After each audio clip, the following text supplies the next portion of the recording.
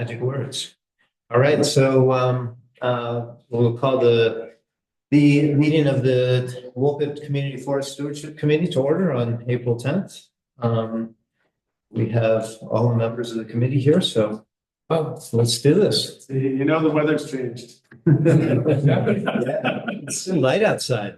Maybe we can finish while it's still light outside. Good call. Yeah. Well, get rolling. Let's go. Let's do it. All right. Everybody's hopefully seen the agenda. Roger sent it out a couple of days ago. Any amendments to the agenda? I'm liking the fact that we have a number of ongoing items on here, which we will definitely come to in turn. Hearing no amendments to the agenda, the next thing is approving the minutes from the last two meetings, from the February and the March meeting. Just following up for Gordon's request, I condensed the notes from the February meeting. Instead of 8 pages, I think it's like 2.5 pages now. And I'll focus on doing that moving forward. Nobody needs to read War and Peace every week to try to remember it. Sorry, that's mostly for me. But I understand. I recognize it doesn't necessarily help everyone. So I use it. Fantastic. Yeah, I was looking at it with a great deal of appreciation a few minutes ago. So, anybody have any other comments on the minutes from prior meetings? So, you have printed versions of them in front of you, Dave? Is that what I see? Yes. Awesome. Okay, then anybody propose a motion to accept the minutes? I will. Proposed by Mike, seconded by Dave. Any further discussion? Hearing none, all those in favor, signify by saying aye. Aye. Opposed? Minutes approved unanimously. Next item is public comment. Seeing only our respected representative from NRLT, I think we can move on. Next item is update from Sinuosity on trail building. I've spoken with Brett and Mariah in the last month. I think that when things dry up, they should be able to start. Exactly what's going to be dry enough is hard to say. And I wouldn't expect them to be doing much, but maybe I will take the action item to reach out to them and see if they intend to have any activity before our meeting in May, and can alert the group with my findings. I will say a couple days ago, I walked up on the trail that goes from the Flatiron Road intersection up to the school. And so this was my first time seeing that construction from last year. It looks like there's a little bit of erosion just at the very bottom. And I think they still have some work to do to finish things up at the bottom. It's an interesting place to route a trail. It will be an asset to the town for sure. So that's all I have for Sinuosity. Any other comments? All right. I'll talk about it later, but I met with Dennis, and Dennis says he hasn't heard anything from them either. Okay. To check in about starting up again. Okay. Well, good point. I'll make a comment to them about coordinating with Dennis around activities around the school. Since it's on topic, he said just make sure they check in, and if they're there with the dog, just keep the dog on leash if they're there during the school day, until he gets to as they move to the schoolyard. When they get to the trail, he doesn't really care all that much. Okay. He's a pretty big distraction. Okay.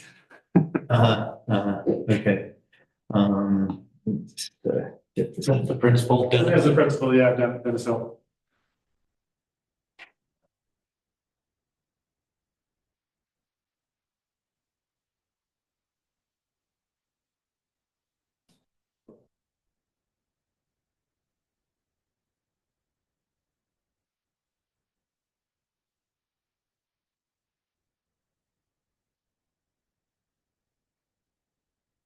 City plans.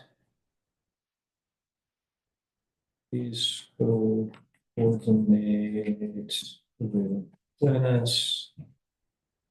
And leash your dog. Okay, don't hit send until I wordsmith. Okay, next item on the agenda is NRLT and Smith property. Anything you'd like to talk about, but Not it a- says Smith property here. Yeah, not a whole lot. More to report since the last meeting. We're waiting, there's an appraisal that's going to be done on the property, and we're waiting for that before we speak to the town. We want to have that information before we do anything. The only other thing I just learned today, I think there's going to be an auction of the contents of the house. At some point. The executor is speaking to Kerchak auctioneer, Yeah. that group. And I think they're going to be viewing what's in the house sometime this week or next week. And then there's no date yet set for the auction, but something, if you're interested, keep your eyes open. I'm sure it'll be advertised in the paper. If I learn of the date, I'll let you know. I'm sure they're pretty good about advertising those auctions widely in the paper. Yeah. But just, Dave wasn't here last, but NRLT has inherited that property. Dave, Alton Smith left it to us in the will, and it's our intent to give most of that property to the town to add to the community forest and put a conservation easement on it. But we haven't had any formal discussions yet with the select board, only with this group, which they thought, and this group thought was a good idea. Would you mind if several of us went for a site walk? No, not at all. Okay. Yeah. Yeah, do it too. Yeah. Will that be a So it's separate gonna be- conservation easement, or will it be tacked on to Yeah, the access. community forest easement? We haven't decided, but I mean, there's two options there concerning conservation. One, NRLT does a separate conservation easement on the 55 acres and then gives it to the town. Or the other option is we simply amend the existing conservation easement on the community forest and add that property into the community forest. And I haven't quite decided which is the easiest and less costly of those two options. We're still looking at that, but I don't think there's any question that we're going to end up with a conservation easement on the property, one way or the other. Yeah, I can think of lots of ways we could get into the weeds of which would be better, but I think that's up to NRLT to figure out what we want to do. If We'll be grateful to accept it either way. If we go the route of amending the existing easement with VHCB, we may get money from VHCB for stewardship. So that's an added benefit. Whereas if we do it the other way, there's no money would be coming our way. Right. If you The think you appraisal. can get money, go for it. Yeah, I mean, that's something we have to consider, obviously. The appraisal that I mentioned may not be done until June, late June. I thought it was going to be here soon, much sooner than that, but I learned yesterday that it's going to be late June. At this point, does NRLT have title to the property? No, Okay, it's in no, probate or. it's all going through that process. Yeah, yeah. Okay. Okay. Is that an assessment for the whole thing, including the house? They're gonna do that, or they're gonna do it two separate? That's still, I mean, the entire property is being inherited by NRLT. Whether that 2 acres is carved off for some other purpose and what that purpose is has yet to be decided. So the assessment would be for the whole thing. Yes, it will be for the whole property. Yes. Has NRLT board had any discussion about the idea of breaking off the 2 acres? Yes, yeah. That seems kind of obvious that, Mhm. that the 2 acres would be with the house and the 2 outbuildings would be separated and not be a part of the conservation easement. Mhm. What happens to that 2 acres is still up for discussion. Okay, Yeah, and this group has recommended that it be sold to a home and continue to have a homeowner there and paying property taxes to the. yeah. Was that land on? What do you call it? Land use, Current use? per use? I don't think so. No, it was not in Oh. current. I don't think it ever went in. Huh. If it is, usually they exclude the house and an Yeah. acre or two. Yeah, Usually 2 acres you have to. yeah, Yeah. That's the So I think minimum. that's where you're getting your 2 acres. yeah. Well, So we just come also, up with that. That's if just, we subdivide the property, the minimum lot size here in Wolcott is 2 acres, and you have to have it's either 150 or 200 feet of road frontage. We had a discussion with one of the listers here in Wolcott, Mhm. and he gave us those numbers. that's a minimum. That's a minimum. Look at it, and it may be advantageous to add another acre or something. Could be, yeah. With the lay of the land, that's what Yeah. I'm talking about. I hate to have it. You know, that Yeah. happens sometimes. Yeah, But that's all I got. okay.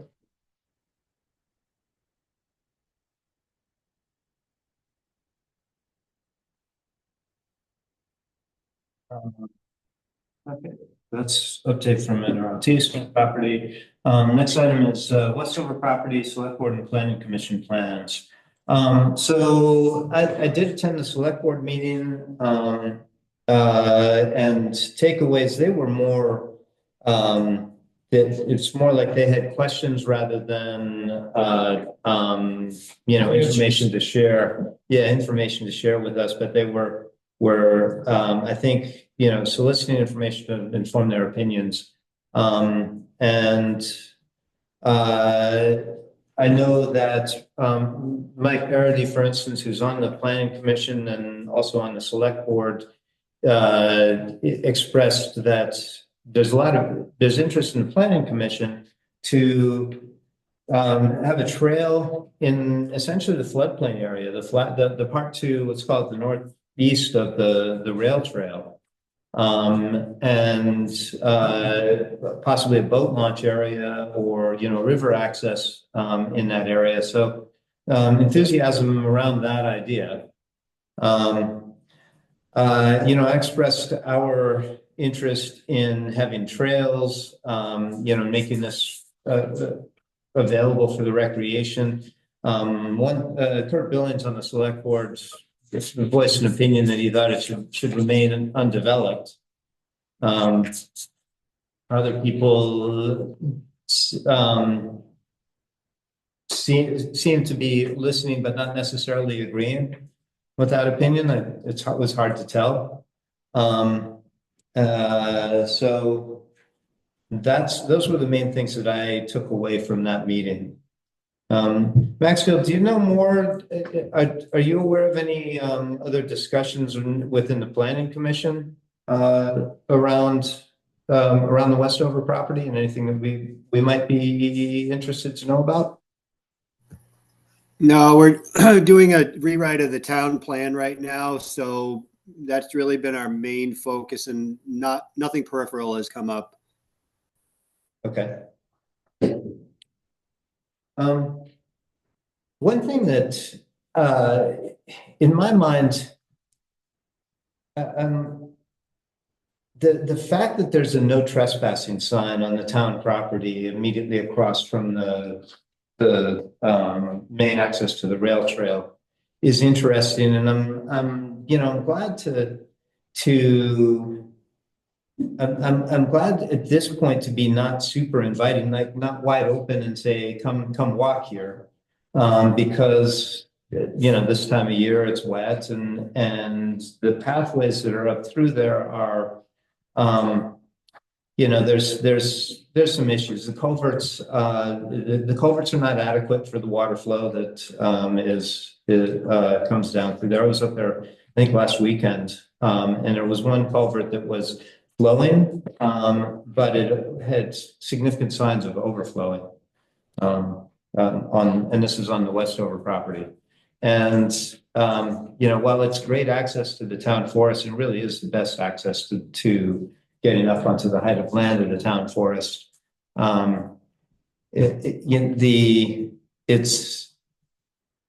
It would be nice to have some defined trails there, or direction for people to go and keep them, keep foot traffic aligned in a particular place. At the same time, I don't want to say, you can't come here or that there's, that the obvious place to walk in is a no trespassing sign. So I'm inclined to go to the select board and just recommend that they remove the no trespassing sign with no other fanfare, but just simply remove the sign and take away that barrier. That was already Just do it. before the town got to own it. Yeah, it's been there. And realistically, I suspect it's from the person who's got the sugaring operation up there.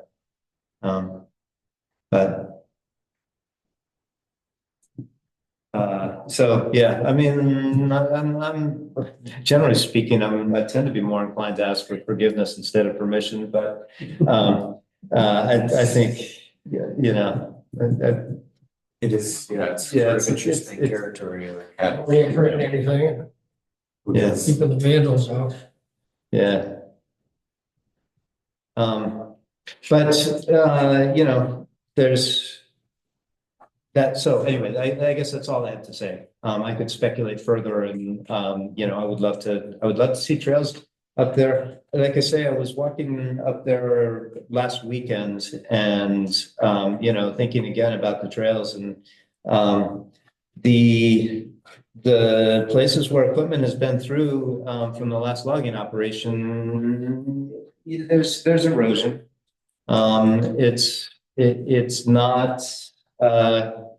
It's not ready for, to be wide open to the public.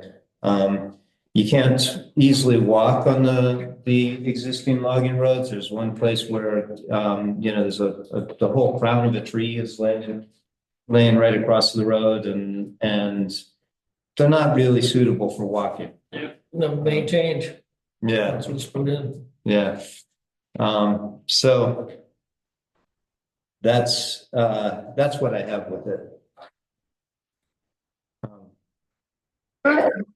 What's the status of the sugaring operation? The vacuum pump's been running, times that I've been over there. Yeah, their grandfather doing. Is it gonna stay there? I think so. I do think so. Are they gonna pay us a lease fee or something like It's that? between the towns. Yeah, that's a question for the select board. They should be receiving some money, Yeah, one way or another. If they're not, That's right. somebody better be doing something. Otherwise, get them out of here. yeah. Agreed. Let's go to the select board meeting and actually, I suppose we can ask Michelle for those details. I can do that by email, with Michelle. Well, I'm with you. you must be paying Westovers. I wonder how much she's getting out of it. Tammy, Yeah, I mean, well, she doesn't own the property. I know, but still I'd like to find out how much she was getting. So much a tap, whatever it is. Well, the guy would know. Sorry, Chad. Hey, it's the mayor, he can do what he wants. So,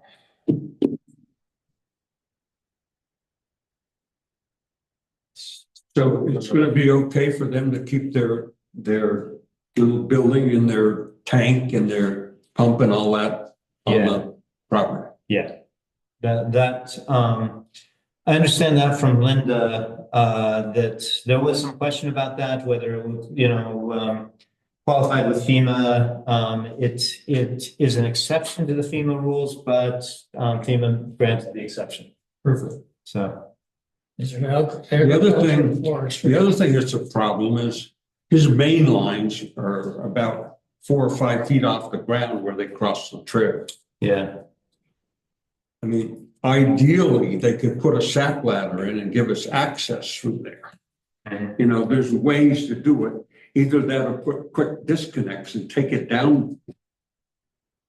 You know, the period of the year where they're not sugaring. And I think that would be really important for us if we're gonna get a small excavator up there and fix culverts and things. We gotta get through there. yeah. And I don't really think it's our, Can't really raise it, it's pretty I don't tight. think it's our problem. Mhm. I'm basically with you on that.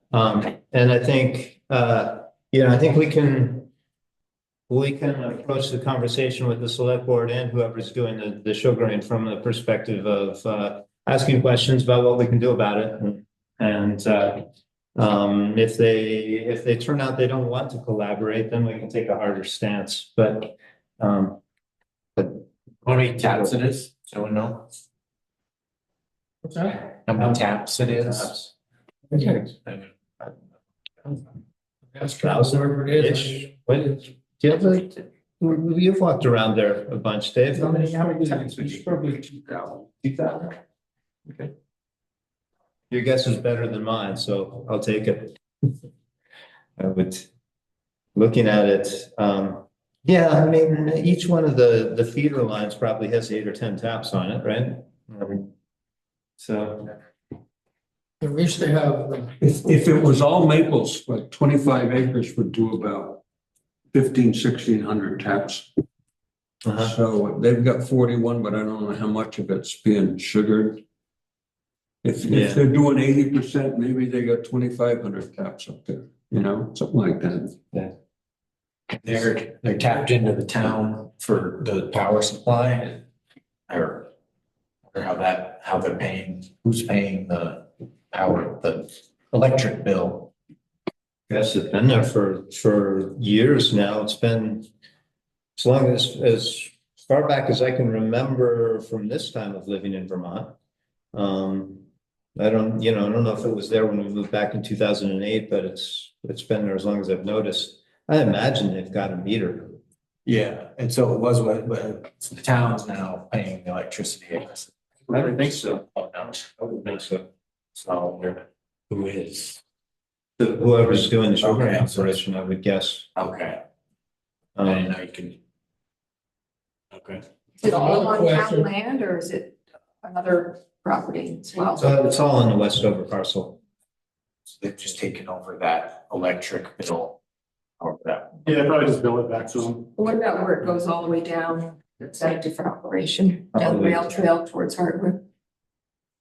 So the Westover parcel, you could pull it up on. No, the sugaring. Yeah, but it's all in the Westover. Oh, it parcel. is, okay. Yeah. Wow. Yeah, the Westover, because it starts right out here on School Street and all of the ledges, like most of the property, that direction towards the river from here is, once you get past outside the schoolhouse, is that Westover parcel. There's like 2 lots here in town, but all the rocky ledges here are that. And then up to the, where the property line is for the barn parcel. another thought I had is, what if that guy wanted to expand onto the town forest for a sugaring operation? Would that be something that we could ever think of? If there's nice sugar maples up in there or? They would have to come up with a proposal. We'd have to- I'm just throwing that out as a possibility. Okay. Because you got some good sugar maples up through there, it's be an educational area. And really little profit to the town. The guy did call me up a few years back and expressed interest in doing that. And at the time, two things. Number one is, the property was still working through the process at length. When we discussed it in here, and this was with the larger group, the general consensus at the time was that we weren't interested.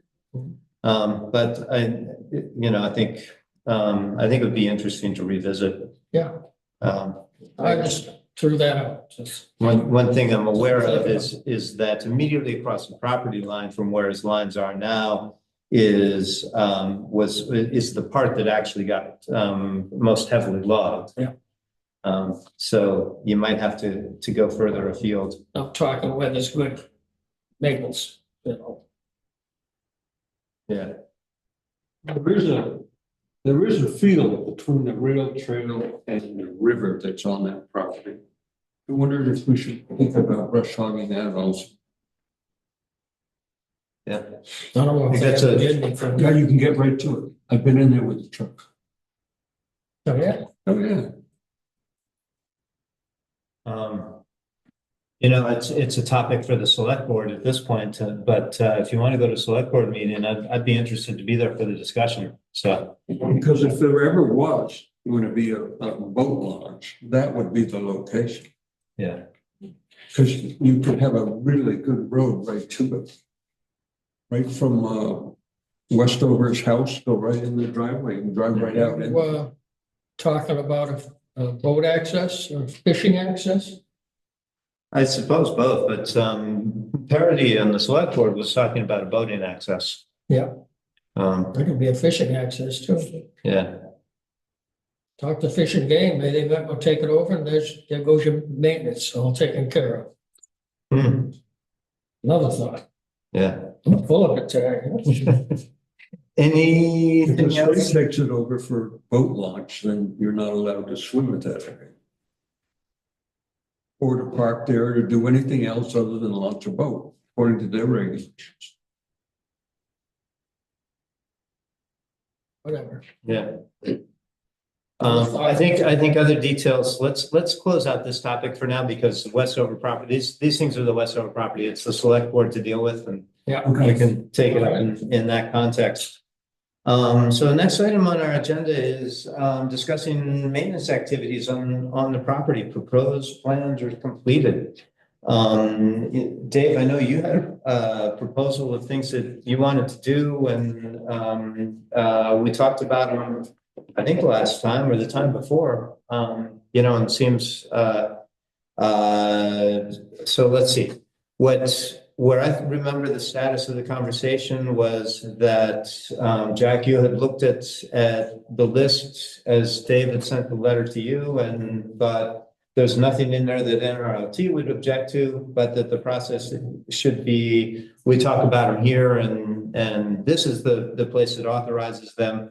And if there's anything that we think should be, it is questionable with respect to the terms of the conservation easement, then we can bubble that up and go forward. And otherwise that obviously keeping the lines of communication open is always appreciated. So that's what I would call, that's how I would summarize the discussion on it up to this point. Anybody feel free to add or correct. So what you want to do is go cut the trees up there, the big ones? Is that what you're proposing? Essentially, 2.5 years ago, when we first walked up there, there was that old field where the telephone pole was, where the contaminator was taken away. 2.5 years ago, there was about 35% of that field you could brush off. Now it's down to somewhere between 12 and 15% because the great birches have grown up so much. I propose to cut X amount of those great birches so that within 2 or 3 years, we could get in there and brush hog that. I would also like to brush hog what I possibly can up there. There's 5 apple trees that need to be pruned and the trees around them that are keeping them shaded need to be cut. There's a honeysuckle bush that needs to disappear. There's one of the parking lots I assume is going to be at the top of the entrance road down to the bridge. Top of the edge, yes, right, but basically a pull off from from School Street. Right now, there's some wild asters and a bunch of yellow daylilies up there. I'd like to get them dug up so we can transplant them up there. I want to plant some blackberries up there. I want to rototill some of the stuff that gets brush hogged and plant it with buckwheat and perennial flowers in there for pollination. I'd like to get that done. I'd like to prune the apple trees. I guess I said that. And that's about it. Just a work project for one day. Plus, plus I'd get some of the stuff ready at it. Personally, I'm strongly in favor of it. I'm one, speaking as one voice, one person on the, as chair, I'll say, I want to entertain and open it for conversation and feedback here. Yeah, shouldn't we do the honeysuckle first, that big honeysuckle bush, cut it and have maybe, put the first, I don't know. Cause that's a big bush. It's gonna take a while to kill it. And apple tree pruning is kind of like now, kind of not even getting, not gonna be for too much longer. They're gonna start to push, so I'd be willing to help out with that. Well, the apple trees, I know that Luke was trying to schedule, kind of like a workshop to demonstrate apple pruning. I just wasn't sure specifically which trees he was looking at. Two birds with one stone right there. But I think those are the ones he was talking about, but I don't have, I was hoping he'd be here tonight, but I'll follow up with him. But that'll come up with it, just to let you know that he was kind of eyeballing that as a potential workshop that we're gonna try to put out there. And That's coming right up, right? yeah, he said you wanted to do it Tuesday. I was hoping to review some of the details with him. It's hard to catch on email, so. It's hard to catch, period. It's a busy season, so yeah. Yeah. But I'll do my best. That's 5. There's 5 of them. Is that what you said? How many apples do you know? You don't know. I got 5, but I know Trevor Corp wants to come help prune them too. all right, cool. Yeah. Sounds good. I shoulders get pretty tired. And someone knows what they're doing. And so I think I'm hearing a proposal for Dave, for you to take the lead on organizing and executing the things that you've listed. It's so is that a motion? Am I hearing a motion to that we empower Dave to I'll make a do motion. this? Okay. And I don't think putting a specific start or end date on it, but to be done at your convenience this spring. Yeah. How do you feel as you work on this? How do you feel about taking a few like before and after photos? Yes. Oh, yeah. I also wanted to put a game camera. Your game camera or Yeah, something? just a battery operated camera that it takes pictures from All right. Well, we don't want to be responsible for it if it gets stuck. wanted to see what was moving through that area. People and animals both. So, but yeah, we'll take some before and after. Yeah, I think that would be good just to kind of like give it a good idea of like what was done, not only to, just for the record, but also if at some point, some future season, the torch is passed, they know what's been done in the past. So just archiving it. Sure. Yeah. The area that they took the contaminated soil out never was seeded either, I don't believe. So we can take care of that. And I was going to talk to Emily Potter because I've got another project to talk to her about Okay. before I bring it up to the committee. Okay. Well, okay, so there's a motion on the floor to empower Dave to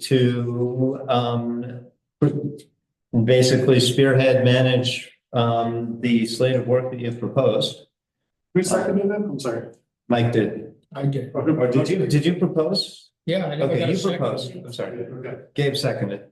Okay. Any further discussion? Hearing none, then all those in favor? Aye. All those opposed? Unanimous, unanimous consent. Hey, Dave, can you keep us apprised of when these things are happening, if we want to participate? And We're gonna try to get people from Coverage, that organization. We're talking to the folks from Vermont, the Tree Farm Organization. And we're talking to a women's group that are interested in the woods.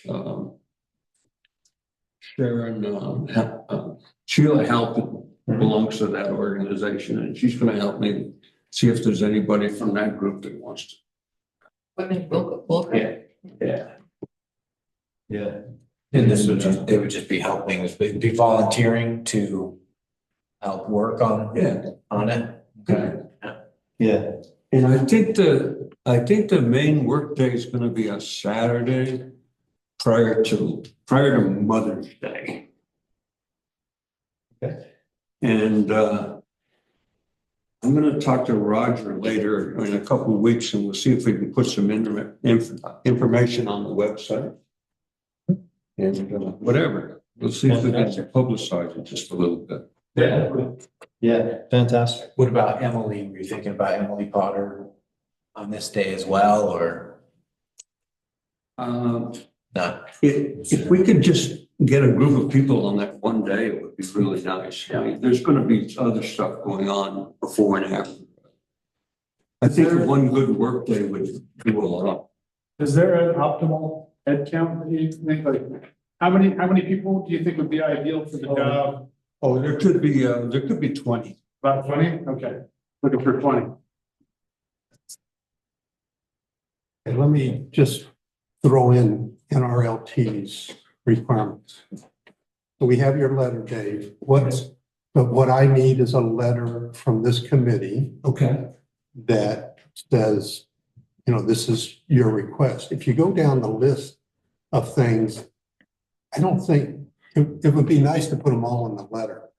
But most of this doesn't require any approval, like killing the honeysuckle, an invasive, that, you know, that's just common sense, pruning apple trees, that kind of thing.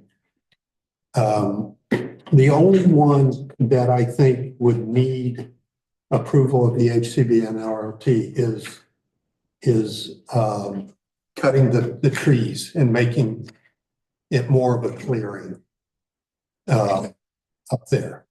And I'm looking right at the conservation easement, and it's pretty straightforward. Let me find. If Emily Potter will agree that some of those trees should be cut, would that be helpful? Oh, that'd be fine. I don't even think that's necessary. Here's what the conservation easement says. It says you have the right to establish, maintain, and use fields, orchards, and pastures for existing agricultural uses, recreational, scenic, or open space purposes, or for the purpose of maintaining or enhancing wildlife habitat, plant habitat, provided that the initial clearing, you have to have prior written approval of the grantees for the first time you do it. After that, you're free to keep it clear. It's a maintenance thing that you will be doing. But The initial knocking a tree down. if you say to us, you know, we want to maintain a 35-acre clearing up there, whatever, that should be stated in the letter, and then we'll try to get you approval as soon as we can. Coming just from us, we could do it pretty quickly, but I don't know how quick VHCB will react. Does it matter to your reading of that document, does it matter that this has been a field that is overgrown? I think that's and we're the point. just- I think that's a point in your favor, is Yeah. you're trying to put it back to the way it was. I mean, it was a clearing when you all first started talking about buying the Bourne property. And Yeah. in the last 2.5 years, it's gotten overgrown and you want to put it back to the way it was. Yeah, to me, that's a point in your favor.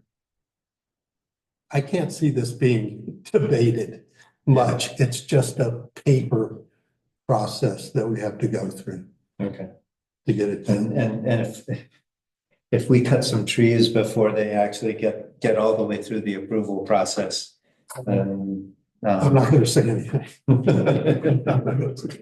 Okay. What about just like Apple Street crop release, like the 25 feet around, is that I don't think, wouldn't need? I That don't wouldn't think fall. so, yeah. No, we're cutting the honeysuckle down, you know. It's kind of straightforward. So if I could get a letter from you, Gordon, Sure. Yeah. mentioning the motion that you all just passed and the list of things, Yep. we'll act on it ASAP. Fantastic. When do you need a board meeting? Will it come up in a scheduled board meeting for you guys or? That would just be in terms April of- 24th is our next meeting. Yeah, it probably would Okay. come up there, but I want to, as soon as you get me the letter, I'm going to get it to VHCD Okay. and hopefully they can react real quickly. Okay. I've already had discussions with Isaac Bissell, who's the contact there. And yeah, I think this is just a paper process, really. Okay. Yeah. I think we might want to come up and take, and somebody already suggested, take pictures before and after kind of thing, just for the file. Okay. Yeah, it might be this weekend before I get to it, but I'll get to it. My goal is to make this process as smooth and as easy for everybody. I don't want to be viewed as being a holdup or obstinate or anything like that. I Yeah. just want to make that clear. Yeah. I don't think we're not taking it that way. I mean, the fact that you're here to help us make sure, that we can do this and like you're on the spot and explain what needs to be done is obviously, it is a clear expression that you're interested in making it easy. Yeah. So, we appreciate it.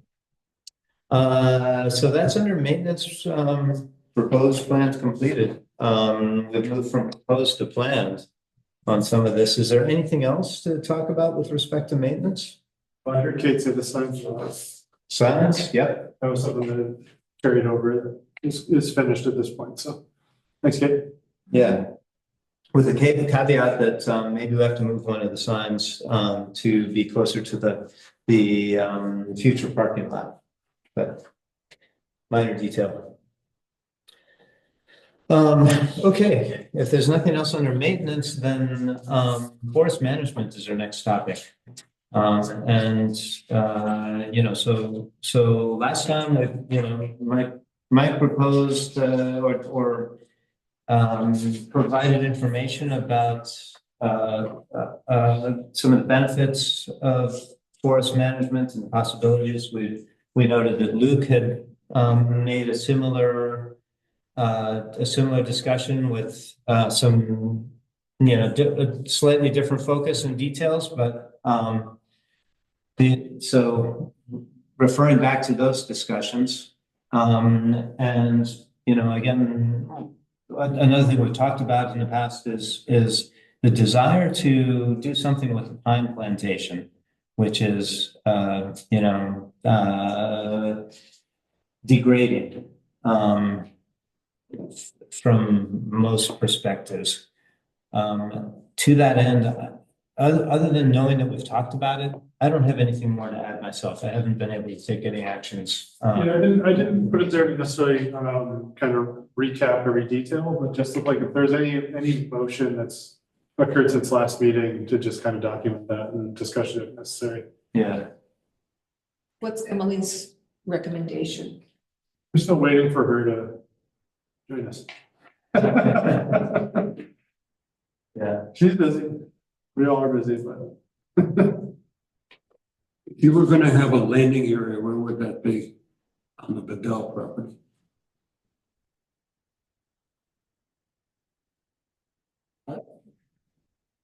I thought it would be up you got the school property, up through the school property, up in there. And as I explained last time, logging operation, the landing area would be eventually a parking lot, become a parking lot. And the road to it would have to be built for logging trucks. So you'd have to have a substantial road, which isn't bad. You don't want a little narrow. You want a road that you can maintain, like almost like a town road in a way. But the drainage is the big thing. Luke was talking about there's programs from the state that give you money prior to the logging operation to put in infrastructures, roads, drainages, landings, things like that. That's what he was telling us. Somebody would have to go through and check out this program and see if it was available, and if so, when would it be available before we'd have that money to start with, to build roads, to build a good landing. And usually that would be the job of the logger would put that stuff in, so it wouldn't cost you money up ahead. But Luke said the logger can get money. But that would be up to him. It's up to the logger. Yeah. Well, and the forester to help, presumably. Yeah. Yeah. Okay. So, if we're talking about doing a logging operation, I think I would, if I have to guess to speak for Luke, I know one of his primary concerns is the condition of the existing roads and, the existing infrastructure, as it were, primarily on the Bourne parcel, more so than the Bedell parcel. I think he's interested, he's expressed to me interest in helping out with organizing the grant applications, or at least, sort of putting a package together. There's a few things, obviously, as a town entity, we should be putting it out to bid. We can't like sole source it or have a sweetheart deal for somebody. We have to actually, put bids out on the open market and stuff like that. And it takes some effort to coordinate it and with busy people, busy professionals who are able to do that kind of stuff, we may have to come up with some money to hire somebody to help coordinate it. Hiring Luke to do it has some advantages. And now I'm getting into kind of my own thinking about it, not stuff that he had particularly expressed, but Luke is very active and very knowledgeable and would be a great person to do it. And I think we could trust him to represent the town's best interests as being a taxpayer and resident in the town. So I would feel very favorable about finding some money and hiring Luke to help spearhead this. We also do have a grant which was originally funded by I believe from the Bourne family in the order of about $20,000 to allocate towards activities such as improvement and development of the town forest. So those are things on my mind. Other things related to this is that there's a good deal of ash in the Westover parcel itself. And some of the work that, if we're thinking about logging or logging activities around the Bedell parcel, the access to the Bedell parcel goes through the Westover. And a fantastic place for a log landing is the old gravel pit that's out behind the town garage. There's already, some reasonably good access up there, and with a little bit of repair work. I think that's a lot. That's part of the Westover property. There's a town, there's town Town had a property. permit from Roy Westover years ago to take gravel out. Yeah, if you look at the map, anyway, yes, some of that is on the Westover parcel. And it's been used for the log landing before. It's a good place to do it. Getting a log truck up there, and getting the logs down to it. It's, putting these factors together, the first place that I would think, the first place I would think to do a logging operation is a cleanup operation on the pine plantation. The second place, or, the other first place would be what I'm describing here. And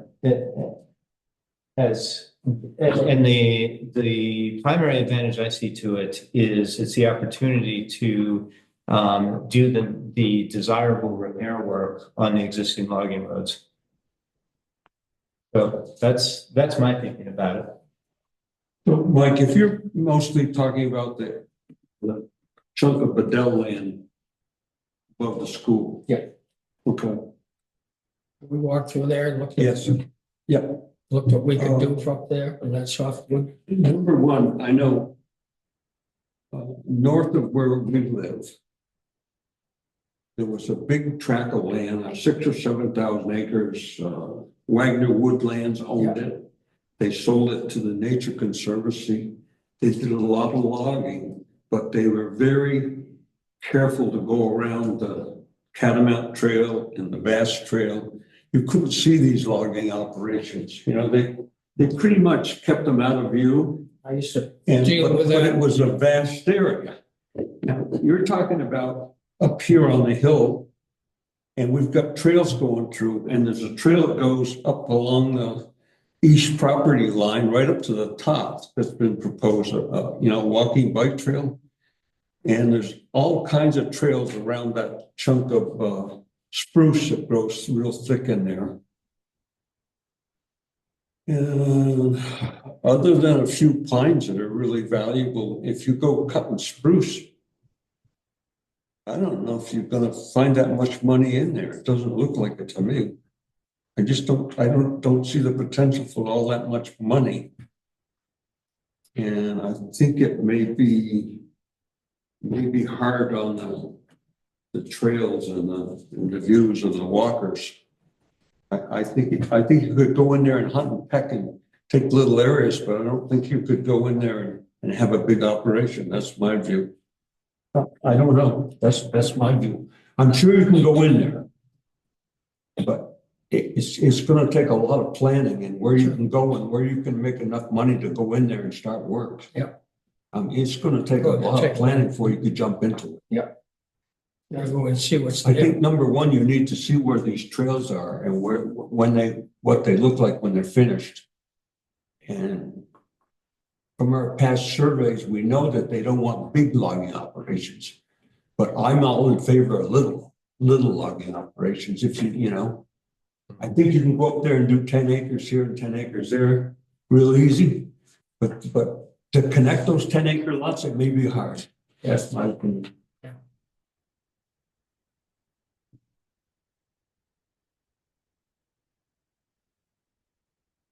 Anything further? Is there desire to You just mentioned ash in the Westover.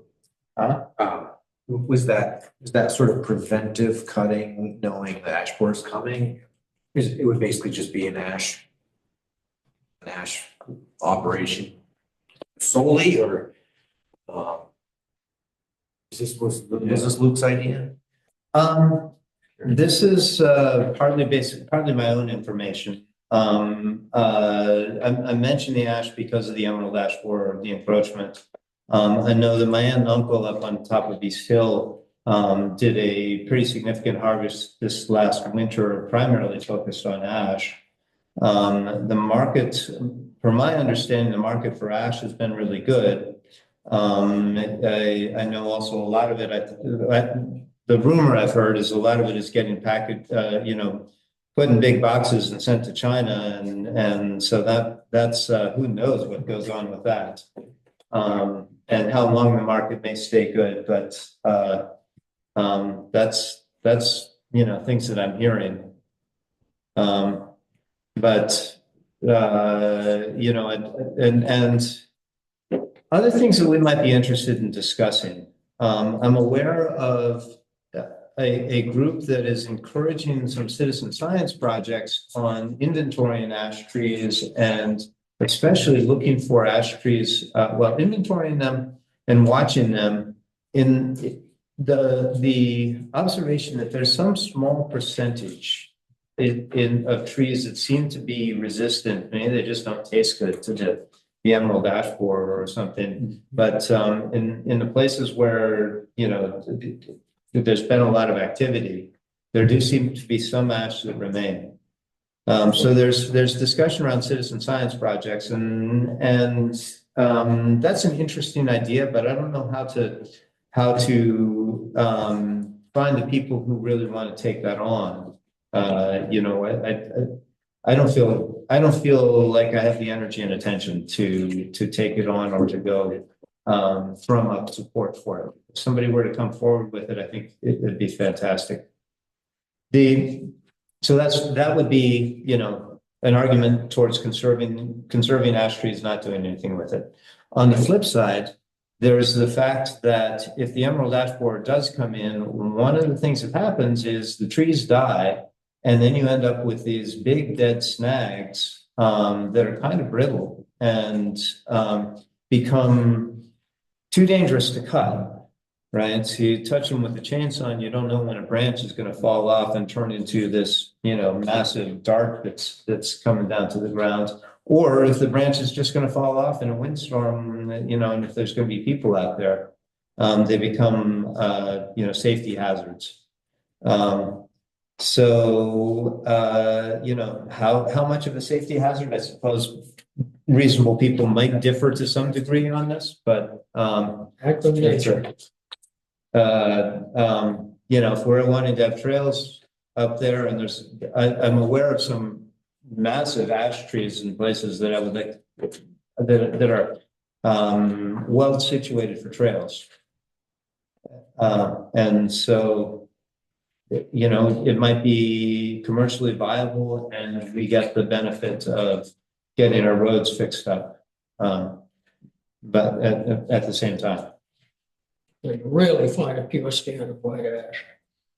That's very unusual. Not pure, but I there's did have a log big, job years ago, and almost 80% of this northern hardwood forest was white ash. but why does it have to be a pure stand? There's a bunch of big ash trees up there. They can go cut them. No, I'm just saying that you're never gonna find a stand of pure white ash. Very rare. Okay, You'll find them in clumps, but not a big stand. okay. And you are correct that some trees are gonna be resistant to the ash borer. What I'm looking for in the woods, the trees to leave are the big full crowns. The bigger full crown the tree is, that means the more energy is going into that tree and the more resistance. So leaving trees like that, ones with spindly crowns, probably take them. Our main objective is the remediation of the logging roads, right, and the erosion. If we get some money for the trees, that's great. Maybe we could get that recreational grant that would give us some more money to work with. Yeah. I agree with that. I mean, it's not I don't see this as being a way to fill the town coffers by selling timber. And see it as a way to and you know, I mean, our purpose as written in the stewardship plan from the beginning has been to ensure that the forest is here to provide people with the opportunity to be out in nature and experience it. So establishing the trails directly feeds that goal. If we incidentally get some money, so much the better.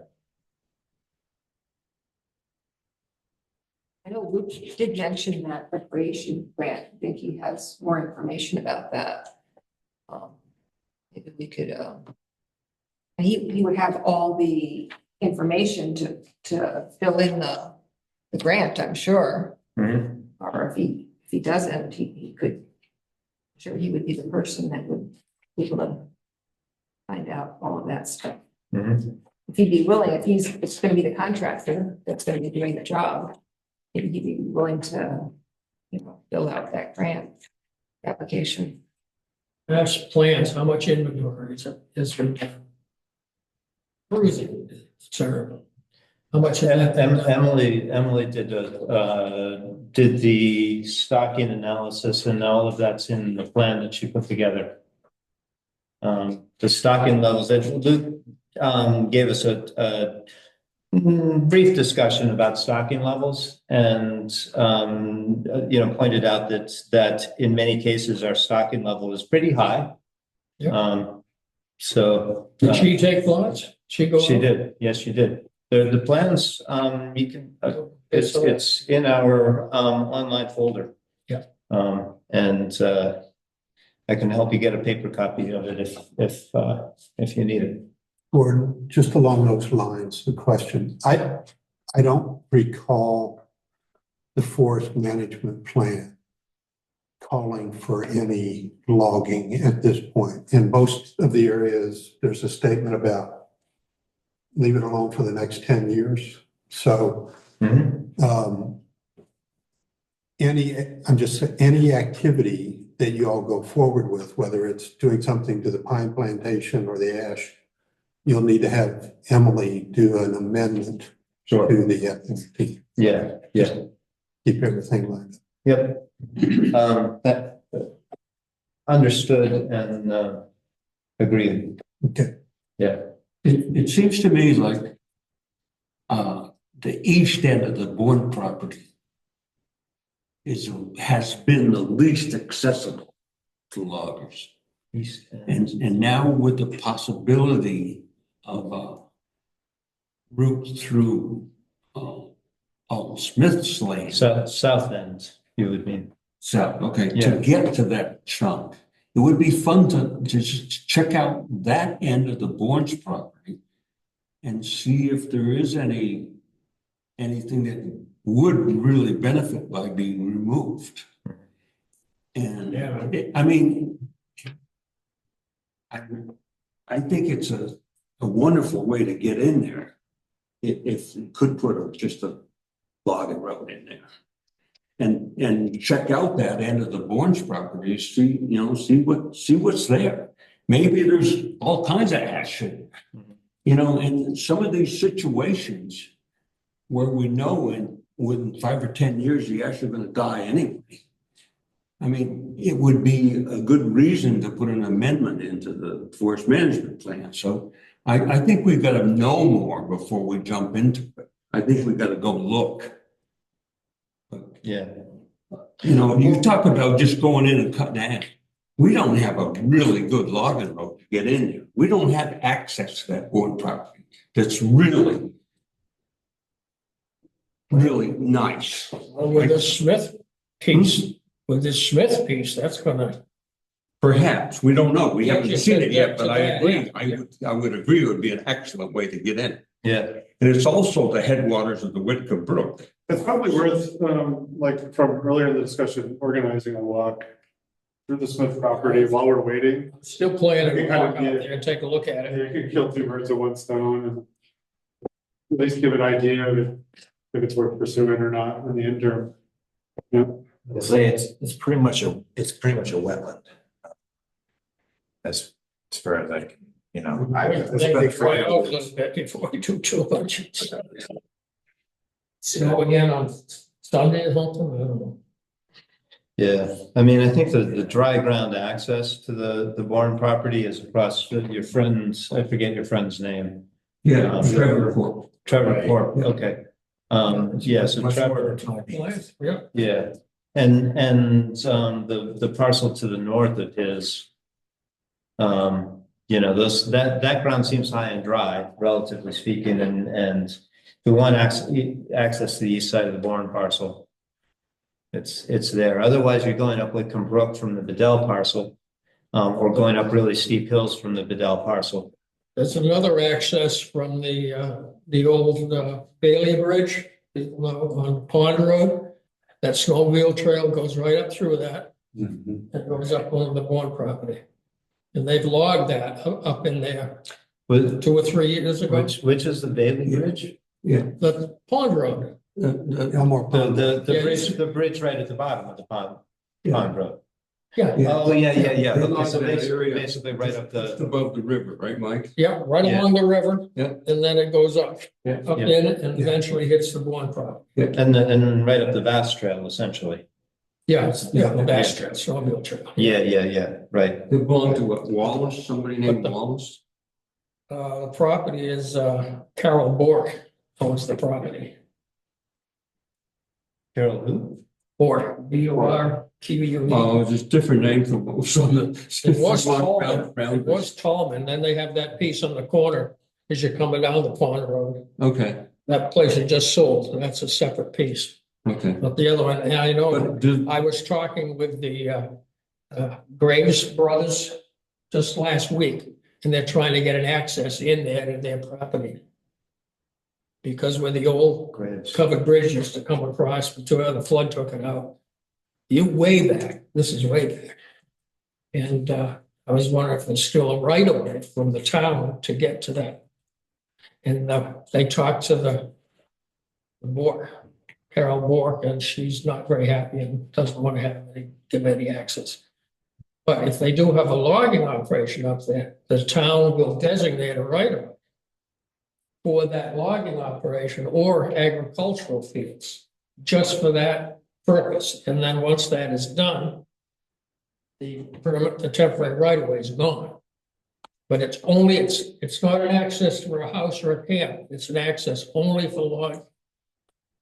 So the town would use eminent domain or something No, I mean, how does no. the town get a right of way across The town gives somebody it else's a right private of way property? across somebody else's property for the purposes of timber or agricultural. They might have a field up in there It's in the deed. to get out, because if there's no right of way, there's no designated right of way. And you have to pay for any damages like the trees or anything along that way. It's up to the logger. does that law just work for a parcel that's landlocked? Yes, So the board's property is not landlocked. So how can they put a right of way in when there's right of ways in other areas? well, if you have to get to a certain area that you can't get to from somewhere else. I mean, you don't think a good lawyer could convince you could get there from somewhere But else? most times it's not a problem. Okay, I didn't know. I had a It seems to problem. me if the landowner, really stuck to the guns, that it would be difficult. One in Elmore that we tried to get, they were 5 lawyers down in New York that owned the property. And we tried to contact them, never heard from them. So we went ahead with the town of it was Elmore. We went ahead with everything, the sidewalk and the times and everything. Never heard a word from them. So we did it right by the rules and there was an old log landing in there too. So it was a prior use of that land. It's back then, it was two timber companies. I think International Paper and another, of course, it was in handshake back then. Sure, you can use it. But nowadays, and we went right through it. We never heard a word from those. We never heard certified mail and the whole works. We just went ahead and did it with the town's permission and everything went fine. Cleaned it all up at the end and seeded it, mulched it. Water barred all the roads and They were done. So I see what you're saying, that Carol Bork owns this property Yes. that comes along the river. yes, So that's the one they're trying to get through. Yeah. Yeah, exactly. Okay. And this is the Graves property. Yep. Graves, Yep. yeah, and the trails up, probably right up in here. It comes up this hill right here and comes and Yeah. winds. Beautiful winds up road, through here. beautiful road, yeah. Yep. Yeah. I don't know how much it's. So what relevance does that have for our discussion right now? What's- The relevance for our discussion at this moment? Oh, I was I don't just think. bringing that up. That's another access to get up into here. Okay, yeah, but it's not available to us really. Well, Because yes. we'd have to get through a couple of other landowners and. Yeah. And, yeah. So whereas we can have we have the Westover parcel and come in through here. That might be another best way to get it. I know what you get, Okay, but that's another option. okay. Now, this is, This, this here is Fort right there. yep. I must have bought that, you know, when I first came back. Just bought that piece. All right, so what more do we need to discuss here? We're talking about forest management, continuing discussion.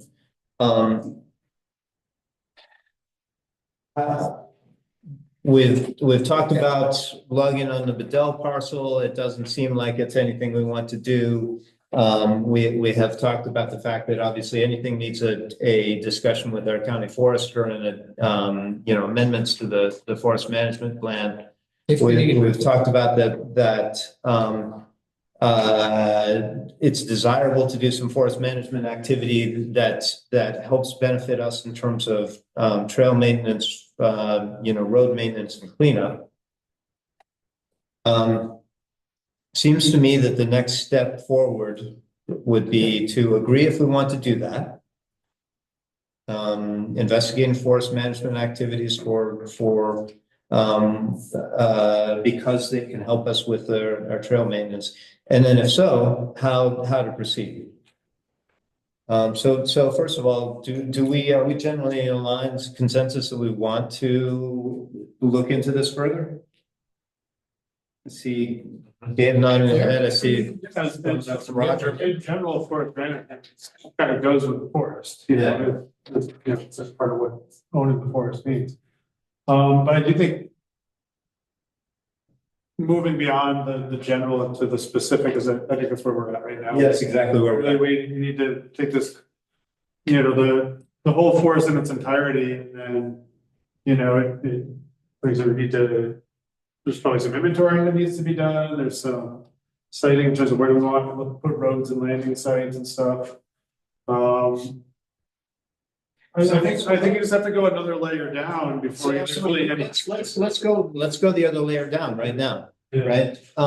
The part that we're talking about would be the part readily accessible through the Westover property. The north end of the Bourne parcel in particular, where there's existing logging roads that will benefit from remediation. And where the likelihood of being able to use the old gravel pit on the Westover property is the landing.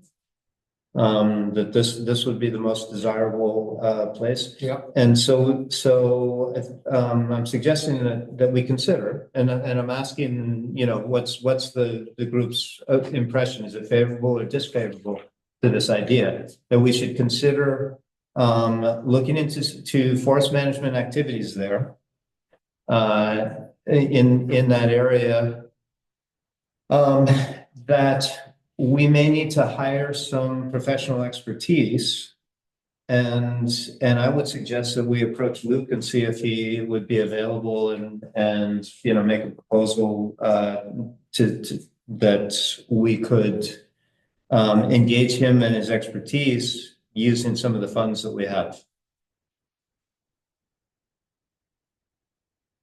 So that's what I'm thinking about. It's again, I'm proposing this just as a member of the committee, and wondering what if the committee. Essentially hiring him as a forester to come up with a plan and then submit it to Emily. Is this something that we need to open up to a bid, or should we just choose service provider? I don't know. I think so. I think we need a coordinator for it, Okay. right?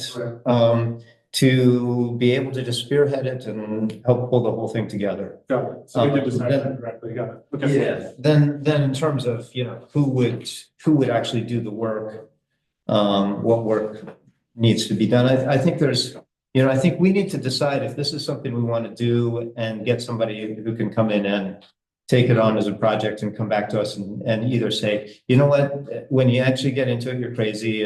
You shouldn't do it for these reasons, or here's what it's really going to take to do it based on, knowledgeable professional expertise. I'm generally in favor of it. I think, for me, it's easier to respond to something that, is, instead of just thinking of the woods as a whole, but like, what's a chunk that we can actually manage in the upcoming year? And, that lays the groundwork for future work. And if we can secure some grants and some funding to, help the town out, or to basically make it balance out all the costs, even better. But it's a logical next step for me. I think that makes a lot of sense. Okay. So one voice is positive. Yeah, we have the $20,000 to work with, right? Mhm. So that's the budget. If it goes above and beyond that, we should apply for the grant, a recreational grant or whatever grant that would get us to where we want to be with that project. Well, and I'm not, I mean, we have $20,000. Do we want to spend it all in one place? Seems like it would go pretty quickly. Yeah, my first thought is what I think we need is professional guidance and professional coordination that I think would be on the scale of a few $1,000s, but not tens, not 10 to 20. I could be wrong about that, but the actual work to be done. would probably be funded by proceeds from the logging operation and the grant that hopefully continues to be available for the infrastructure maintenance. So that pot of $20,000, we're gonna just use a couple thousand to get the consultation. Yeah. Yeah, it becomes seed money, not the big pot where it's. So and then we need to see like what's actually being proposed, through that professional lens. It would also have to be supported by Emily, right? Yeah. Before we could really make any call to action, I think.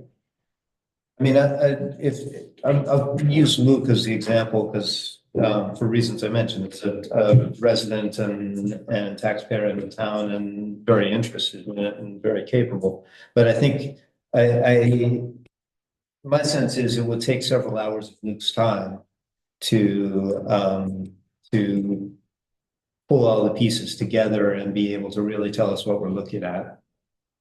And Luke's my forester. I use him for the property that I own, and I know he's busy. So I would not feel good to ask him to donate his time for free. I mean, I don't know that we could get his attention because he's got a family to support and a lot of other clients. Gordon, maybe Roger was mentioning this, I didn't quite catch. Can Emily provide some of what you're looking for? Because she would be free of charge, or does she not have the time? I don't think she had the time. Yeah, I think she's busy as the she's devil. It's strapped. Yeah, my experience with Emily has been every time I've approached her to ask for guidance and professional opinion, it's kind of like, well, you could do whatever you want. I mean, no, you want to do you could do that. Yeah. And so to ask her, I don't know what she's a county forester and probably has a delicate position. And so I do think we'd be better served by having somebody who can be devoted to it. It seems to me that most of that Bourne's property, like 3/4 of it's been logged in the last 5 or 6 years. With the exception of that, you call it the southern end?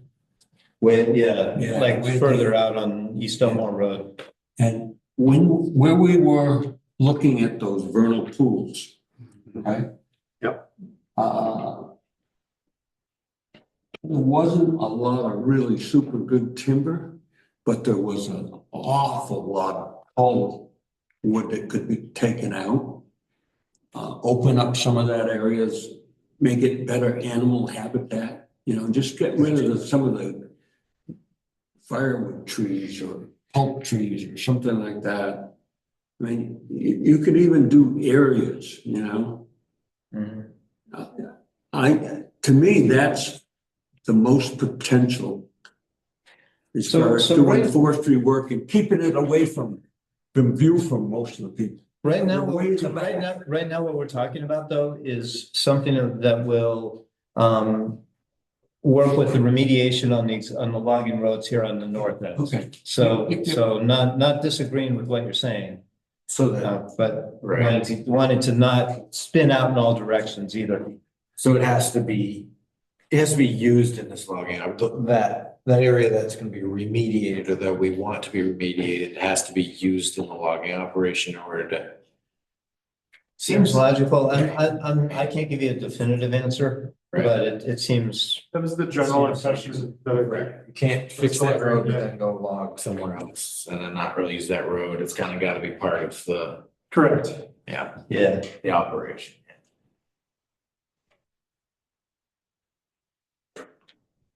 So maybe just go once around the room and see if.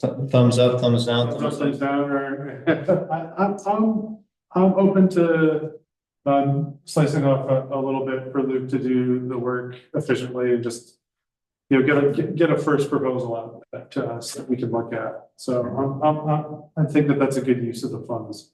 And then when it gets to, you know, whatever work is being proposed at that point, that's when it goes out for bids. That's when, you know, people can put their head in the ring at that larger level. I think it makes sense to move to that first step. So I support it. Okay, let's go anti-clockwise. Maxfield, I want to give you the opportunity because you've been quiet and continue to be quiet, but a thumbs up. Awesome. Big thumb, yeah. Yeah. Beautiful. I did also, and I know Morristown and Craftsbury do community firewood projects. I don't know if this would be something that could be tied into that and how the logistics work with those operations, but something to think about. Okay. Yeah, good call. Gabe, you're next in line. Thumbs up, thumbs down? Thumbs up. Okay. Yeah, Okay, I agree. thumbs up. Okay. I'm thumbs up. I'm advocating for it. Mike? And Dave? Thumbs up, Thumbs up. down, side, With your sideways? thumb. I don't think this end of the Lawrence property needs any. Thumbs down. That's okay. Oh, no, no. What about the erosion and everything on those? The roads there? In 20 years, when you were gonna do something up there, I could see putting in roads. You know? It's steep. It's the least accessible area. From a logging perspective, I see what you're saying.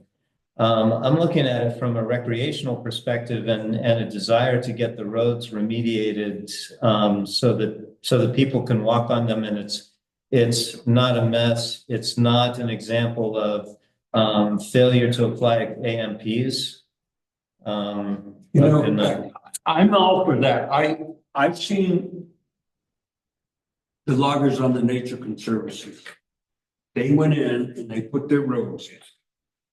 And they were left as logging roads, but they had their water bars. Yeah.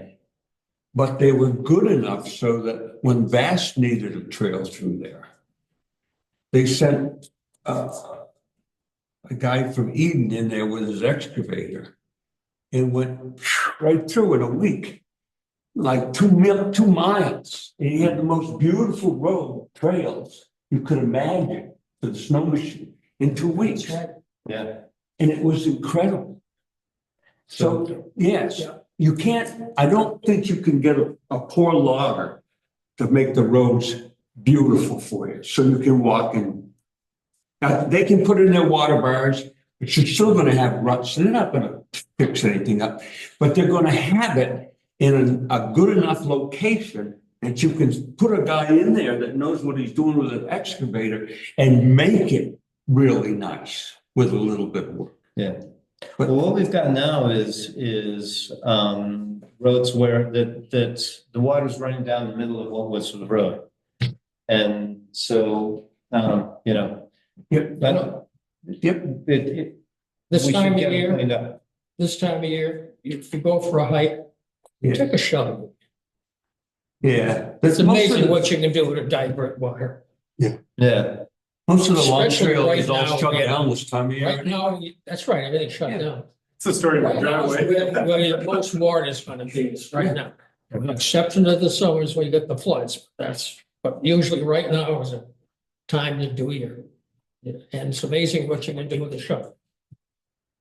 Of course, it seems like majority seems to be in favor of it, so I guess let's engage Luke to assess his interest. Yeah. And so I think, you know, I mean, it'd be good to have an official motion. So, I move that we consider Luke to be a consultant in this first phase of determining what what forest management work needs to be done. You know,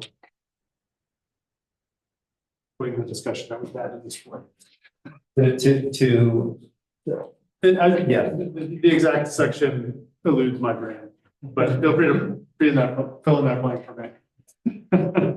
so a motion to engage Luke Hart to investigate logging, the opportunities for logging on the north end of the Bourne parcel, with the primary benefits for us of remediating the existing roads, to mitigate erosion and leave them in a good place for any further development for recreational use. It's not that we're not looking at it to be the vast trail, but we're looking at them to be something that somebody can walk over and not see active erosion. But they're gonna be good enough, so you can go in and maintain them. That's what everyone doesn't do is maintain them. And if you get a piece of equipment up there, as you were saying, no. My law is I require them to have an excavator, a medium size, no more bulldozers. Because half the time you're paying for backing up. The excavator, you can put it in low gear and cut ditches one side and go to the other side as you're going along slowly. I've seen guys do it. It's incredible. I'll put you down as making the motion, Gordon, and I'll second it. Okay, I already typed it in, so. okay. So, any further discussion on the motion? All right. I was wondering, who's gonna do this investigation?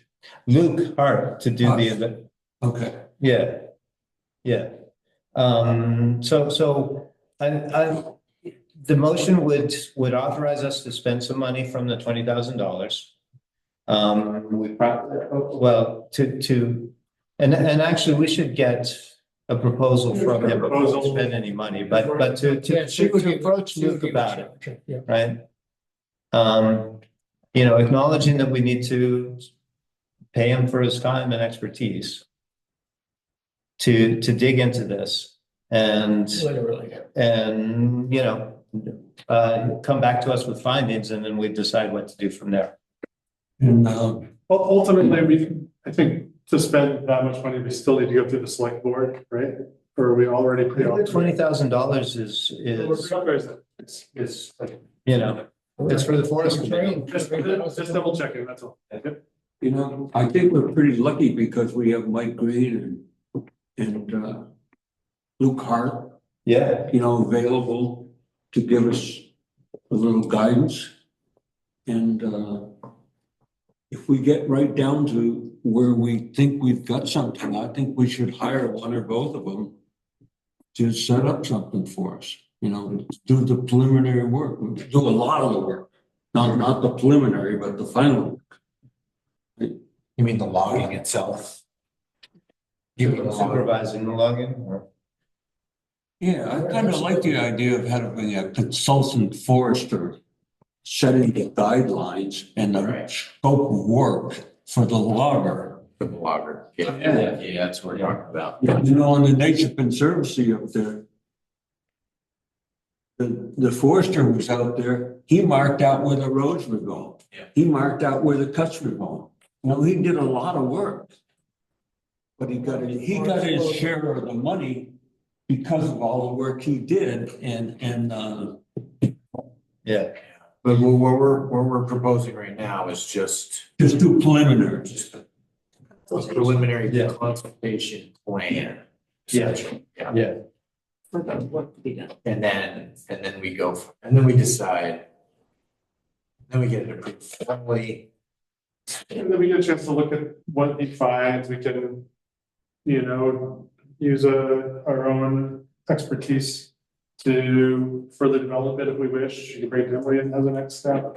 I do think we need something to just get the pump turning, and I think bringing in some professional expertise just to get the ball rolling, yeah, begins that formal process of preparing the work for bids. yep, So, but until we get to that point, we'll just be chasing ourselves around the circle, so that's why I'm supporting it, because I think let's just get an initial proposal just to look at. It doesn't commit us to anything beyond that. And I don't think that he's out to chisel the town. I don't get that impression from him. If anything, he's been talking about trying to save the town money in some way, shape, or form by pursuing grants. And just because those grants are out there, it doesn't mean that he is the one that has to secure the grant either. That's part of the bidding process. yeah, and we can probably get Michelle, the select board administrative support. I think does grant applications and other things, so, that's another resource we might have available. So this is specifically to, find out what Luke needs to spearhead this for us and organize it. If it comes back quickly, I may call a special meeting to approve a it. meeting, I was just gonna say that. That'd be No, the he has been to our meetings. What I'm saying is I may call we'll see what he comes back with. If we need to spend some money, and there's any urgency advantage to moving quickly, I may call a special meeting. Otherwise, we'll bring, it's a standing item on our agenda, so we'll bring it up in the next meeting. But I think we're getting ready to as discussed, let's take this next step. So, yeah, any further discussion on the motion? All right, in that case, all those in favor? Aye. Aye. Opposed? Okay, motion carries. Check. Sorry.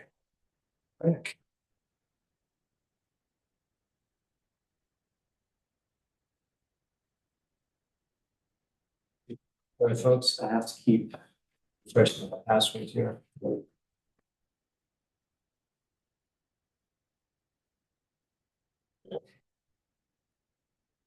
All right. Right to new business. This is my section. Yeah. All the All right, so coming up a little bit quickly, but I'm gonna put a post up on Front Porch tomorrow, and I'm actually going around to the libraries, so I'll try to confirm information with Luke tonight. I think his email was pretty thorough. I think I can just work from that this time around. I just want to I'm gonna try and just verify, like, Tuesday's the day, right? That's the day you want to do it. Verifying that with that. And then I'm gonna start actively promoting it, so that you can be ready. I plan on being there, because I'm curious just to see how we, to run it. I want to take some pictures and all that. But he's gonna just use a couple of those apple trees as examples. He's got a couple different printing approaches that he wanted to demonstrate. So, for us, maybe not necessarily anything necessarily new, but I might take the opportunity to just go out and maybe learn something that I didn't know already. And just try to bring some people who are available in the town and want to come and learn it for the first time as well. So pruning workshop Tuesday, Luke's hosting it. I think the post will be up tomorrow. So sign painting project. So I went to the school, I talked to Dennis, and we sat down with him for an hour this week. Now, when we had earlier been talking, like when Bradley was here, we had been kind of trying to think of some ways that we can involve the kids in the process and get them out in the woods, which is kind of a primary motivator for me in this whole project. So one of the things that, Bradley had brought up was using, slabs from the sawmill, the little bark slabs. Using those for wayfinder signs and propose the possibility of having kids paint like wayfinder arrows that we can post along the trail, in the art class. So Dennis was all about it. He said, yes, we want to do that. He's just got to figure out where the materials are coming from, and get it and talk to the art teacher to work out the actual dates. So the idea is to set it up so that each of the kids has a chance to paint at least one sign. Then of course they're gonna have to dry and then be treated with like polyurethane or something. And then come back at a later date, probably after school ends, closer to the time the trails are completed. And bring the kids out to hang the signs up in groups. If probably not all the kids will make it, but some kids will volunteer to go out and hang signs as a group. And just, take a bunch of pictures, but also to just kind of get them out into the woods. Because ultimately, this is a big part of the future of the forest is the kids have to feel ownership of the resource as well, right? So if we're going to have recreation available to them and stuff, we want to create opportunities for them to get out to the woods. So I would like to proceed with this. I know we have to price up materials and stuff as to where we're going to get it. So I plan on bringing early circulating proposal sometime in the next few days.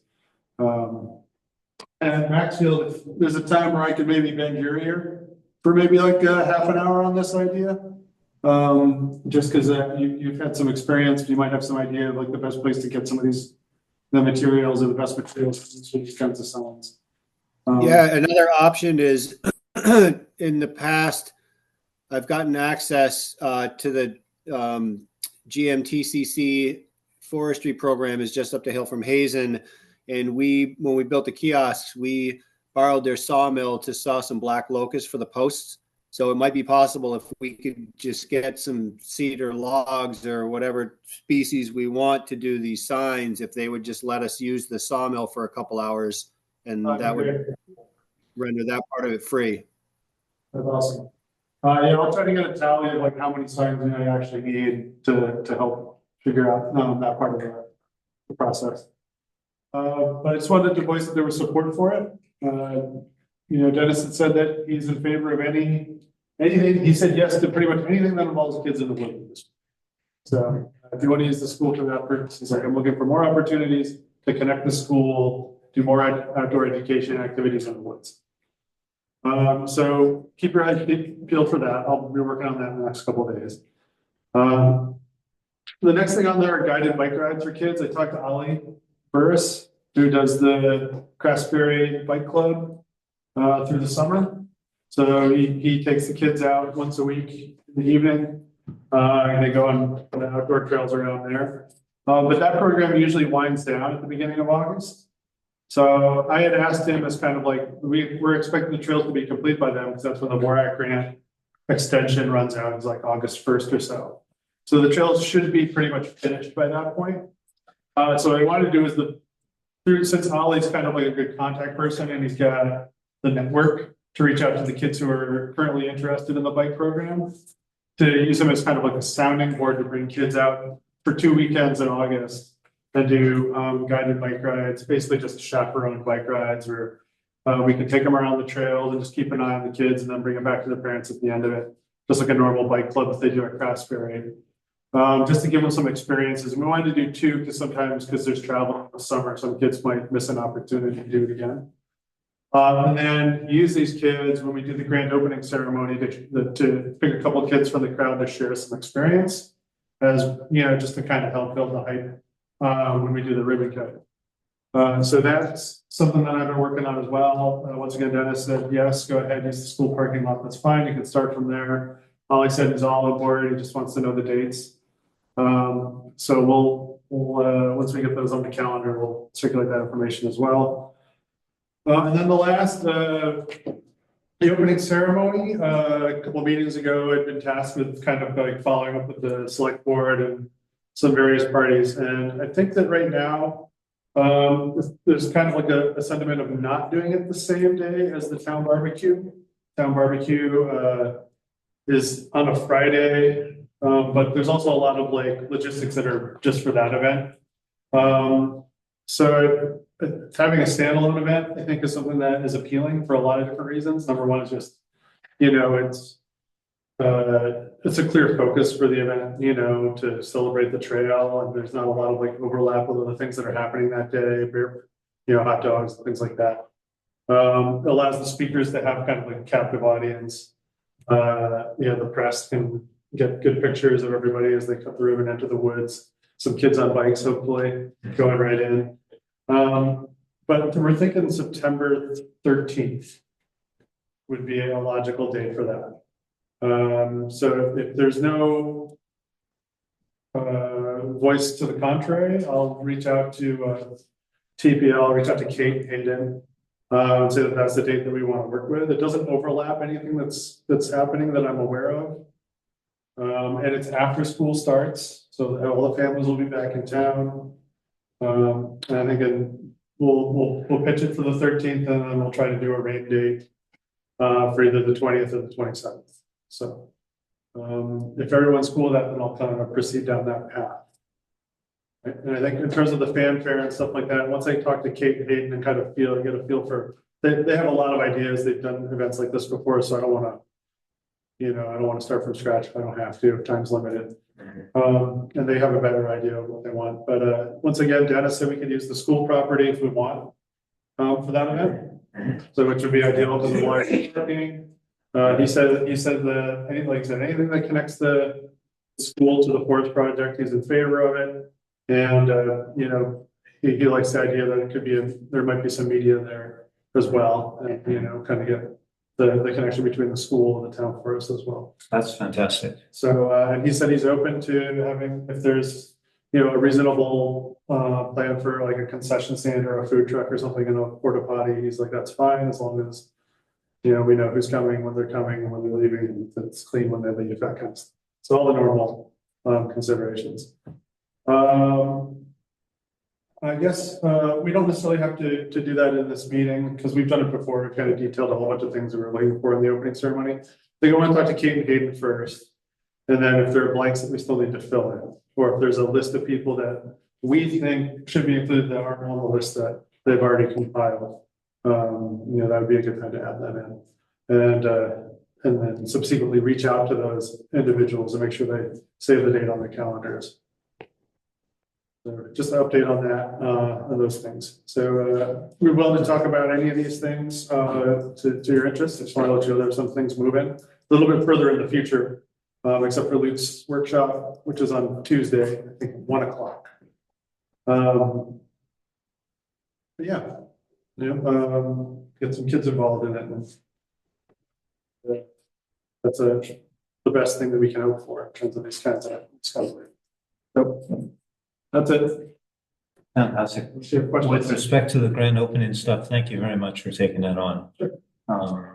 All the things you say sound fantastic. I'm excited about being able to do it at the school. That fits a lot of that's great. Really appreciate it. Yeah, that's it for me. That's all. Those are the plates I'm spinning. Is all just volunteering those 2 rides just to? We haven't gotten that far down in the weeds, but if he does charge us, I doubt it will be anything really substantial. A couple $100 at the most, but we haven't discussed compensation. I put volunteering in the email, but I told him that I would give him a write-up later, and if it's a deal breaker that he doesn't get compensated, then I'll come back to you guys and talk about it. I don't think that was the sense of things. That wasn't the sense. We might be able to find a couple of other people to be chaperones for. He said that he probably had a few people that help coach the rides at Craftsbury that might be interested in volunteering to do it. Yeah, Todd Randall comes to mind immediately. Me too. But yeah, there are a lot of parents at the school that like biking as well. So, all right. Awesome. Any other comments on any of that?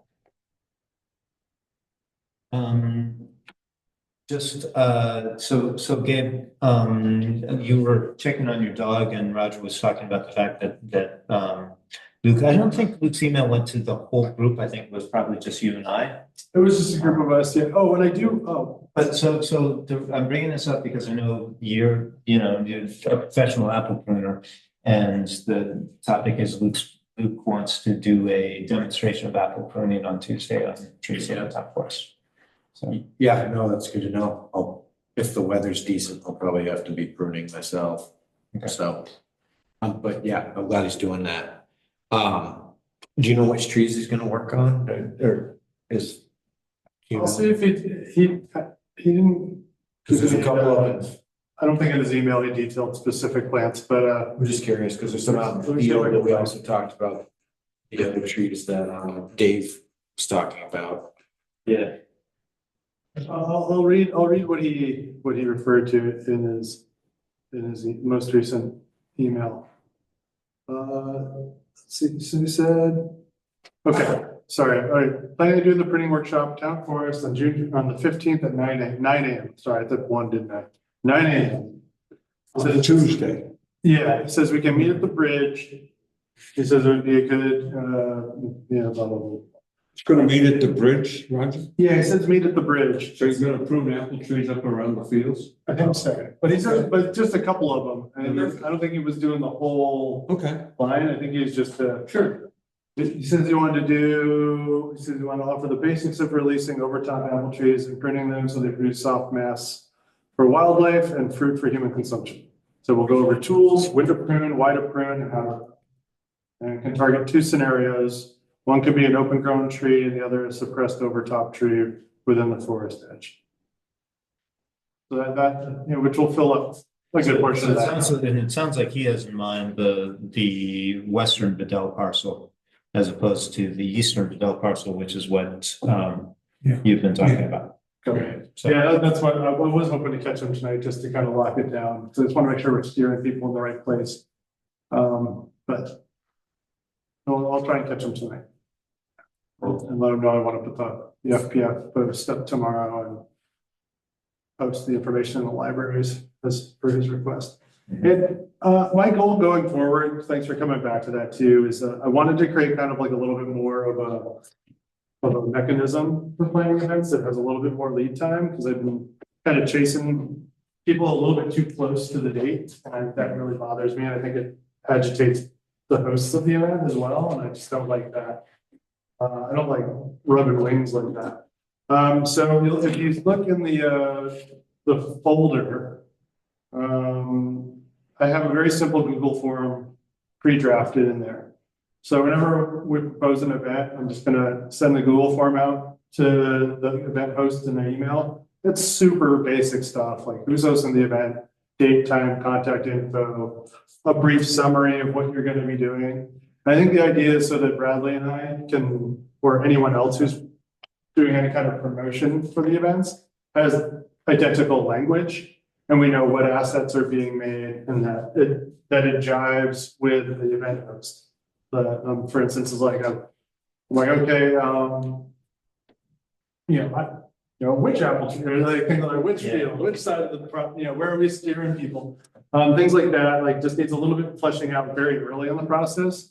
Because we need about, ideally, we want at least 2 weeks to get our promotional stuff up so that people can start planning. If we can do it earlier, even better. But if we want people to take, 9 a.m. on a Tuesday, and want to work on any sizable attendance moving forward, having a little bit more lead time really works to our advantage. And having good promotional materials and a couple of good images and things like that go a long way to catching people's interest on a bulletin board. So that from my perspective, I know, the admin stuff isn't necessarily the most exciting thing for most people, nor myself, to be quite honest, but I do understand the value of it. So I sent some ideas to that thread. Not as necessarily like an event, but just like hey, I really want to do this right kind of thing. And I think that these things would help. So I think like whenever we have an event going forward, like, I just want to get the Google form in the box. And then at the end of it, whoever is hosting the event, I'm gonna do a quick like 3-question survey to the event host as well. What worked, what didn't, what could we do better? And where did people hear about it? Just basic stuff like that.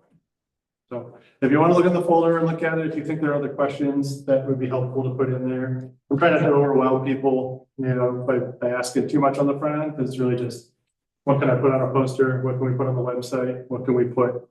I mean, if we don't really use socials, it's not really an area that gets a lot of reach around here, but Socials were like the last decade anyway. Nobody uses socials anymore. I know.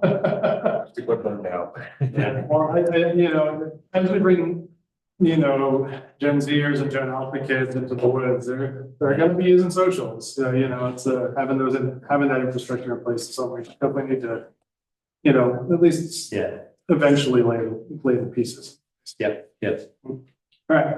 So yeah, in there, just take a quick look at it. I didn't want it to be like overwhelming. I didn't want it to be a surprise to anyone either if they want to host an event.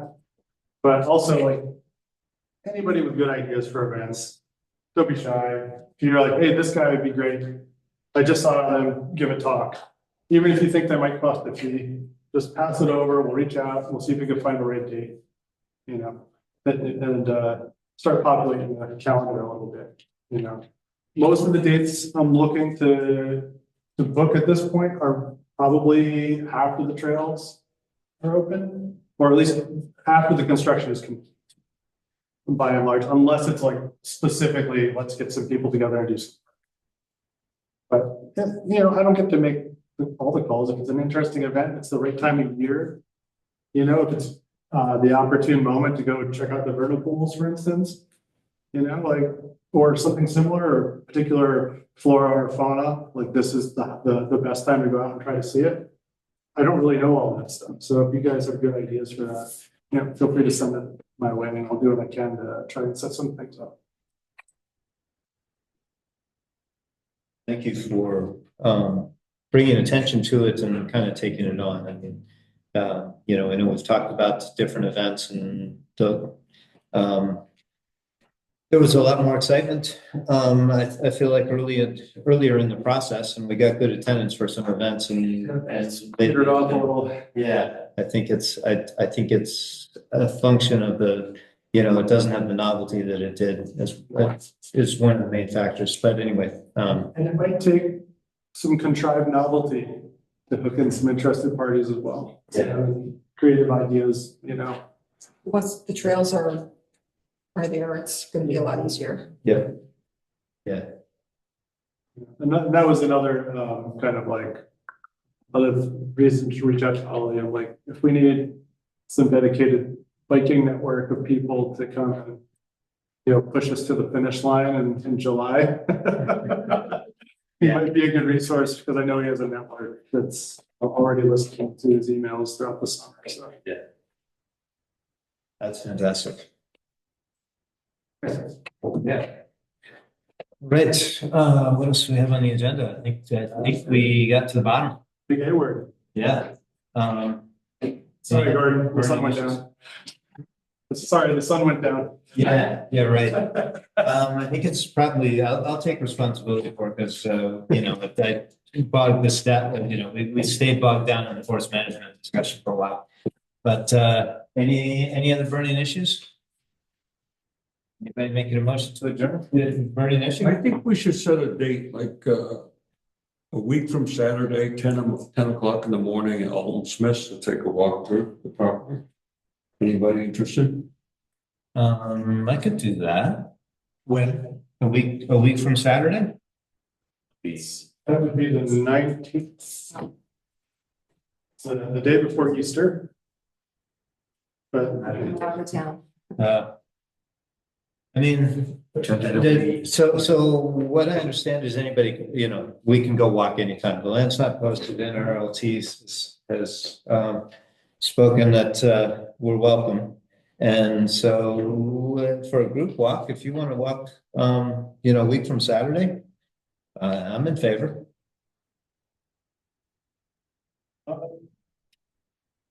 Possibly. What time of day are you thinking? Are you thinking, Dave, are you thinking a public walk that we want to advertise, or are you thinking just, you know? I think it'd be nice for just some of us to see what we're looking, see what's Yeah, there. that's what I was thinking. I just wanted to. I probably wouldn't be able to because my wife is working a shift that day. But don't let me stop you guys from going out. Do you want to do it on another day? You want to be there? I could do it later in the day. Sure. She works until 12 and she'll be back home, assuming she doesn't go to the store or something, somewhere around 1:30. But so like 2 o'clock or anytime later, I could definitely do. But it'd be hard for me to get there in the morning for that reason. But it's up to you guys. I don't want, if it doesn't work, you know, I could do a different time, different day, but afternoon would work too. So I'm saying. You want to do 4? Yeah, sure. We could do that. 4 o'clock. I'll put it. Saturday afternoon. I'll block it out in my calendar. 19th, is that what you said, 19th? 4 o'clock? 10, yep, pencil it in.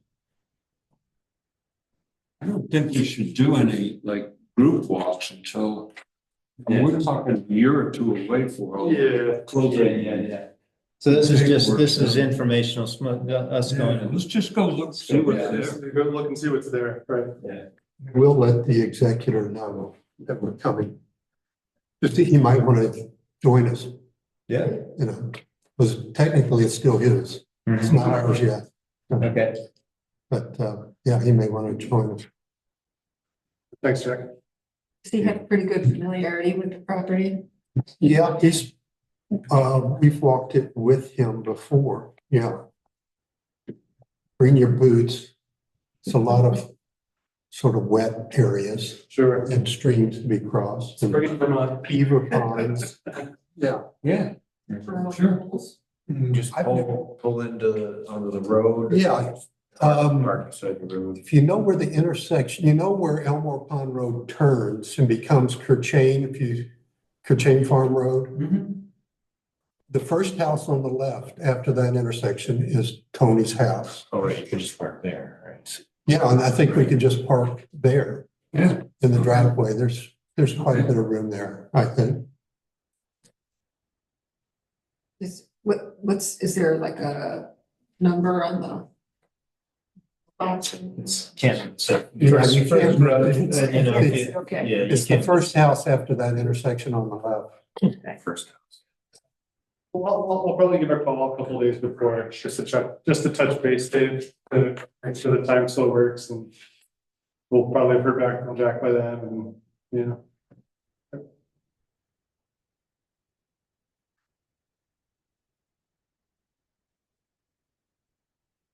Cool. The turn, I hear a motion. I hear it. I heard. Second.